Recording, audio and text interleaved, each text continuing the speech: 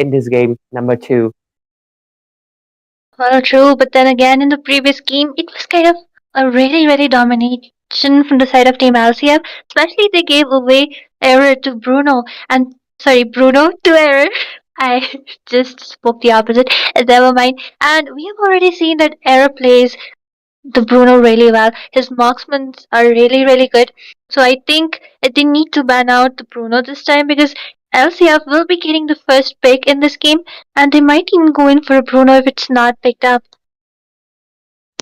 Yeah, I mean Bruno, he has risen to the point at the fact that some people even consider him an auto win. That is the presence again he can really bring to the land of Dawn, and that is something that you really want to ban out. So far, though, we're seeing okay. There we go, Bruno completely being banned out. And I really love the fact that LCF knows the fact that Bando plays Alucard and Zilong, and they're really targeting the respect ban. And it's quite funny. I mean, that's the difference between a tournament level and a ranked game. Usually, people will be like, Zilong is such a bad pick. It's a bad ban, right? But in a tournament game, you can never be sure, and they're just proceeding safely because remember, LCF, sorry, not LCF, sorry, Team Fight to Win, they defeated ET with this Zilong.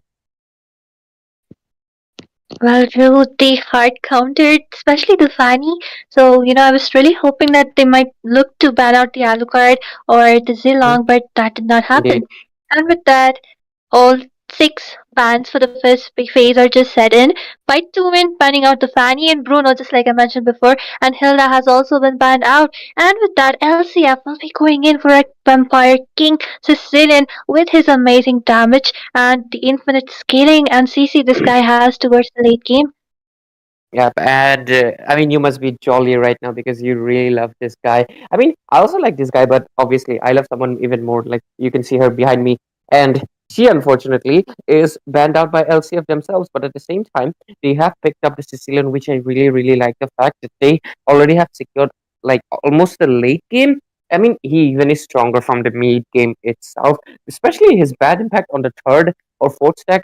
Correct me if I'm wrong. It actually hits really hard even into the mid game because I've faced it myself and I've seen it like I mean in 5 to 6 minutes of the game he barely even has 100 stacks, right? So even at that point the bat impact at third or fourth strike hit really hard to marksman, so they gotta watch out. But so far, what's your thoughts on the pick process? Because the Matilda goes into the hands of F2W, but Khalid and Hylos, two chunky boys, go into the hands of Team LCF. You know what's the best part about this draft? Like LCF handing out an Alucard and Arcelon.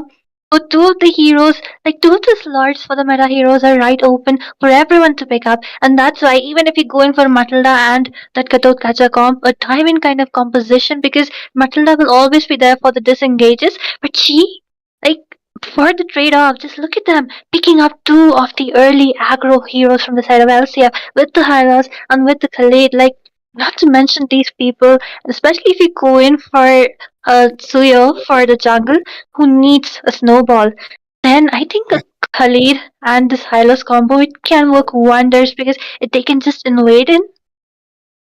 Yeah, like you have given such a great insight into these points because banning out these heroes is gonna leave out so many of these things.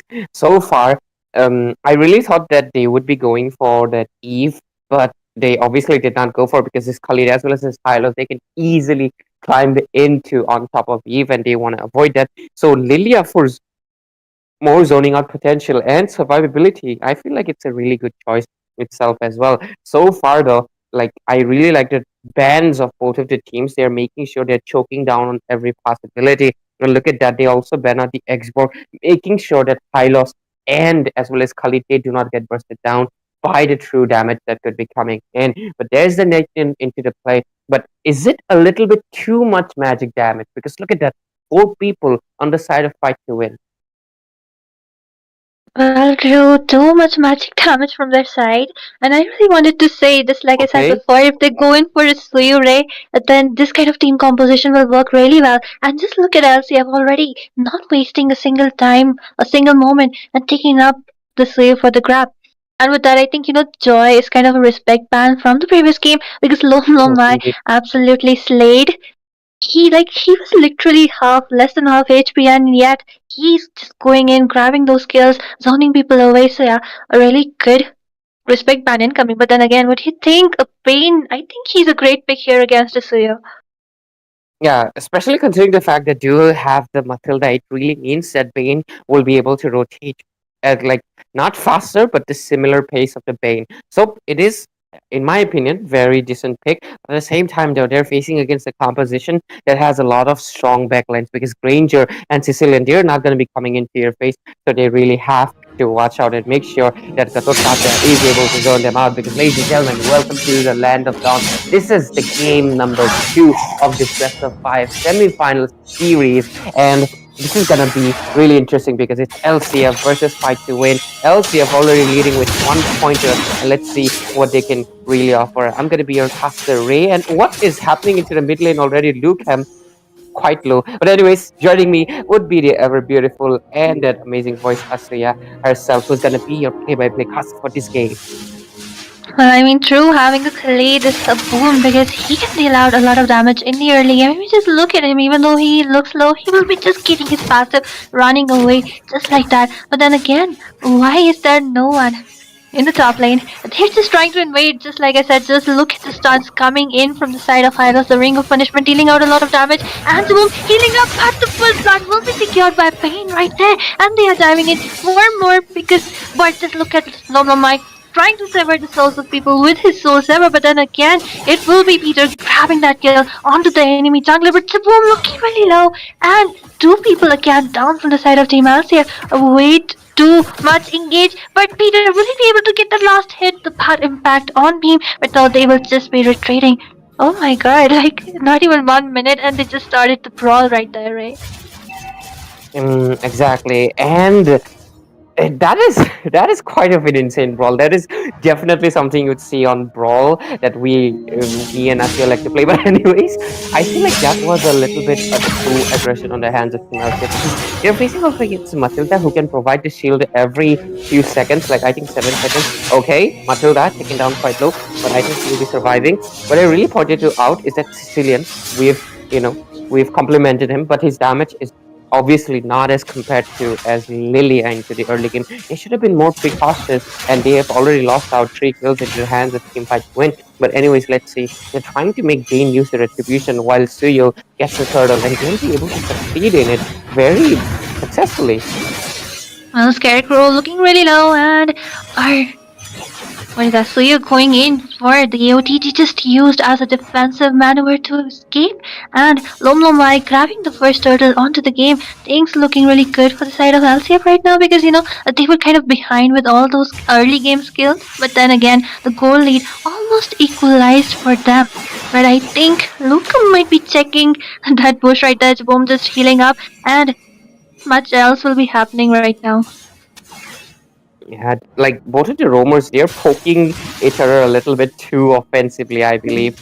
Ranger, though, is having, like, I feel like it's a 50-50 into the goal lane. Luke I mean, he actually sometimes, I've seen him on the goal lane, so I feel like he has the aggression of a quad, but he needs to calm down a little bit because, I mean, he's the main key of the teammate, and they need to make sure that he provides most of the shield. His flicker is onto the cooldown, so he needs to play even safer. Nathan and Granger, there is an interesting matchup you wouldn't really see, but okay, off-kill cam happening, and looks like they'll be retreating.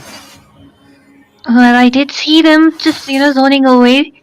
And yes, it will be Demolition who will be absolutely demolished in that team fight. But just look at Lomombai trying to just deal out some damage to Scarecrow. Pookie might be joining in as Hylos distance him away. The Revitalize hasn't popped up, but then again, the damage isn't enough. It is a Gacha after all.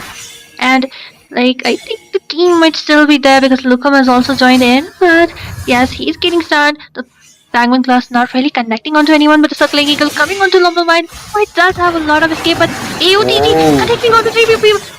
Look at the Revitalize along with the Glorious Factor right there, and the kiting Scarecrow away, but he will be on the chopping block as he will be taken down. But just look at the damage coming from him right there. Error escaping in 1 HP, but will he be taken down right there as someone is trying to take that kill. Lom Lom by securing that kill onto Beam, and the Ooh, next on the chopping block, it will be Bando instead of Error. Oh my god, I was thinking that it will be the opposite.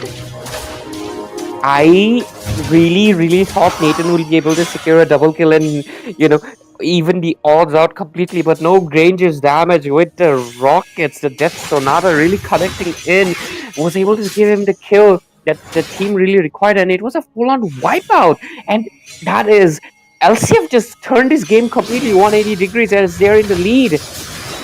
And look him looking really low. He will be taken down. I mean, what was that positioning? Matilda in the early game, you are a support. You cannot tank that damage coming from the side of LCF, especially. Just look at the way they are rotating. It's like a four-man army, always together. No, no, my onto the turtle, but it will be made securing that turtle. Oh my god, the first kill on the retribution. And look at the raging Either sandstorm way. grabbing Bando, but Bando just flickers away. At the same time, the glorious pathway has been deployed, but then again, Demolition will be able to escape successfully. Where was the turtle's tail right there? I think the. Wait a second. Looking really low. 4 people behind him, but then again, he will be able to escape with the second phase of the Circling Eagle. That is insane. How do you steal from a Suyo? The guy who actually steals. Okay, AOG coming in. Wasted, I feel like. They will just be retreating. Yep. But look, him, he really needs to watch his positioning because he's getting poked out quite often. But, anyways, getting to the point. Demolition, man. How did you do it? Suyo with the Soul Saver, it's like auto objective secure. It's like one of the strongest combinations in the game right now. But he was able to steal it. That is mad impressive. And that will not really put them at a pedestal quite yet, but yeah, there is still 1k deficit and a score of 3 deficit as well. So let's see what they're able to do. Look, they're a little passive, at least to get to his Oasis and perhaps a few defensive items, because look at him, he's getting poked in left and right in mid lane, where there could be a potential engage, but not really seeing that much because Sicilian, he's just stacking so far. True, and then again, if you look at the macro, it literally looks in the favor of fight to win because they have 2 of the turrets down from the top lane as well Indeed. as the bot lane. I mean, they're winning the neutral objectives. They're also taking the macro. I don't know how they're doing it, but just look at that damage coming from Eric. He's trying to go in for the first turret in the top lane, but I don't think so. The damage is enough because Scarecrow is right there. But look at the Circling Eagle onto Lumno Viper. The second phase will just be used to retreat, but the Sanguine Class connecting onto Demolition. He will also be just retreating, not much, like just poking going on right now as the turtle is about to spawn. Teams are just looking for the control onto the gold area right there. Yep, and the turtle engage might be coming in soon because the people are already getting into position. Oh, just look at the damage coming from the Soul Saber right there. Locum is retreating, but then again, the Sonata from the Granger will be securing that kill, and Demolition also taken down by Pine right there. Just look at Error and Peter behind the scenes trying to take down Scarecrow, and it will be a double kill secured by Error right there. Beam next on the chopping block, and the Purify has been used up. I really thought the Sanguine Claws connecting onto Beam. It will be a triple kill for Error right there. Okay, so far the LCF is really leading on with those kills. Like in the early game, it was a little bit, uncommon, but they have gave it back and they are already back into the kill board. They are leading with an 11 score right now, and they are also trying to get back the macro which they lost by pushing down the turrets because they already got the top 1 turret, and now Hylos is pushing down the bot turret as well. So this means that their, structure engage will be evened out completely, but Hylos was unsuccessful, but it's quite low, so I would just consider it done. Nathan, though, he's playing it quite safe, Just going to the opposite lane. Okay, I mean, the Raging Sunstorm connecting as well as Lumlumai taking that kill. Scarecrow using the AOTG to escape a Demolition. He has nothing on his list to escape the foreman assault onto him, and he will also be taken down right there. I mean, LCF on the rampage right now. Beam and Nathan only ones remaining, but I do see Granger in a very tight spot in the top lane as both of them are in really low HP, but it will be Aaron securing that kill onto Bando. I mean, how do you do that? Oh my god, just look at the damage coming from Peter at this point. Jobom being an utter menace for the side of Team F2W. I mean, just look at the way he's zoning people away. He's in the bush, he is trying to dish out some damage. The Sanguine Claws in the back, in fact, onto Beam.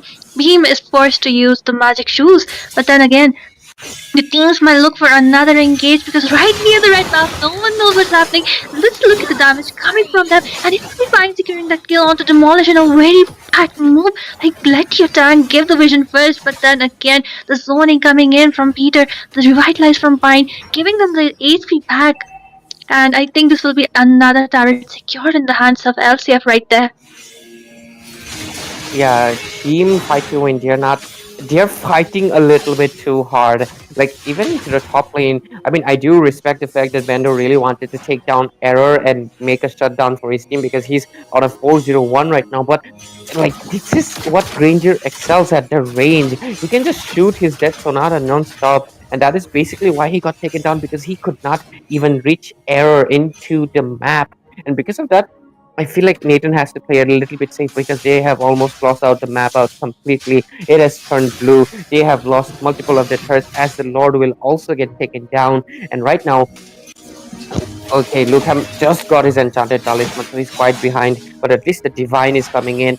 Very impressive itemization from Beam, making sure that I mean they have all magic, so they need to make sure that they have divine glaive as well. But yeah, having the Hylos in front with the radiant armor, Nathan is not able to melt quite yet. So we'll have to wait. I mean, the fight to win, you'll have to wait until Nathan can do something, or else this game could also go into the hands of Team LCF right now because they are leading with a quite hefty mark.